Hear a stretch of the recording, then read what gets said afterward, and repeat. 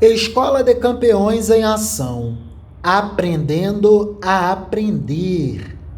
Contexto: consciência negra. Assunto temático: capoeira e história do Brasil. Texto: As Maltas da Capoeira, por Luciano Milani, 11 de abril de 2005. No século XIX, as maltas de capoeira eram famosas no Rio de Janeiro. Espalhavam-se por diversos bairros e freguesias da cidade. Cada malta comandava uma região e não admitia a invasão de seu território.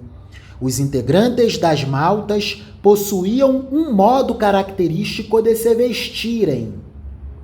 Trajavam roupas brancas, calça pantalona com boca de sino, camisa ou terno de linho com sapato de bico fino.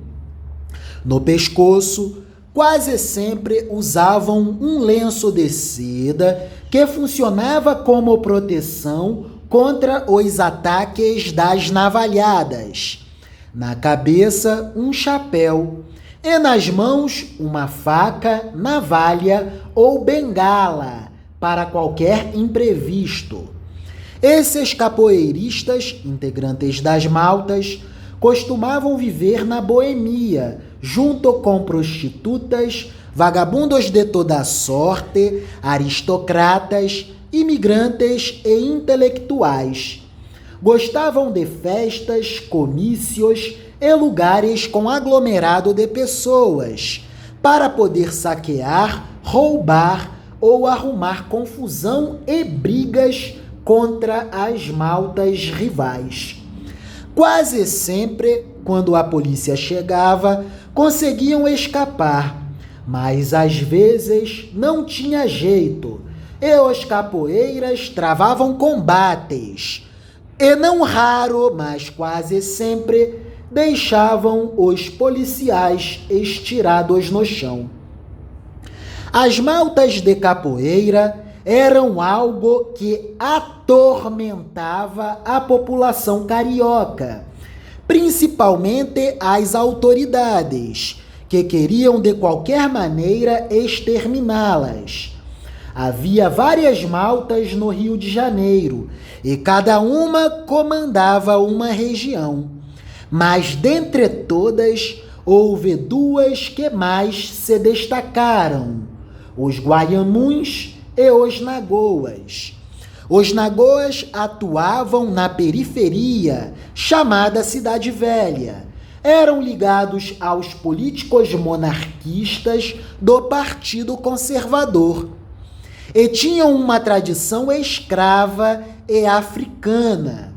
Os chapéus eram sinais que diferenciavam os integrantes dessas duas grandes maltas.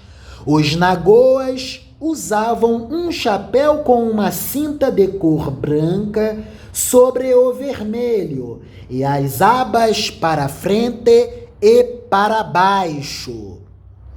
Os Guaiamuns atuavam na região central, chamada Cidade Nova. Eram ligados aos políticos republicanos do Partido Liberal. Tinham uma tradição mestiça, absorveram muitos imigrantes, crioulos, homens livres e intelectuais. Usavam um chapéu com uma cinta de cor vermelha sobre a branca e as abas para frente e para cima. Geralmente, os conflitos entre as maltas aconteciam em dias de festa, quando uma malta invadia o território da outra malta. Muitas vezes, os conflitos aconteciam individualmente, ao invés de conflitos entre grupos. Um dos componentes de uma malta travava combate com um componente de uma outra malta, enquanto o restante ficava olhando. E independente do resultado, todos aplaudiam calorosamente, admirados.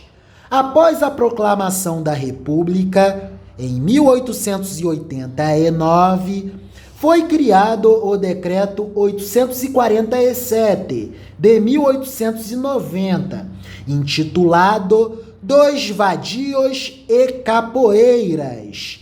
Este decreto repreendia e criminalizava a capoeira e seus praticantes. Então, através da perseguição policial, pouco a pouco foram sendo encarcerados, exilados ou exterminados os chefes das maltas. E as maltas foram perdendo sua força e se desmantelaram de vez e definitivamente. As maltas da capoeira, assunto de vital importância para compreendermos sobre a história política do Brasil. Sim, porque na transição do Império para a República, a capangagem política era de responsabilidade dos capoeiras, das maltas da capoeira, que davam proteção aos políticos. E vemos aqui que os nagoas atuavam na capangagem política, defendendo os políticos conservadores, os políticos monarquistas, aqueles que defendiam o império. Já a malta dos Guaiamuns atuavam na defesa dos políticos republicanos do Partido Liberal, aqueles que queriam romper com o império. Maravilha, é isso. Capoeira e história do Brasil.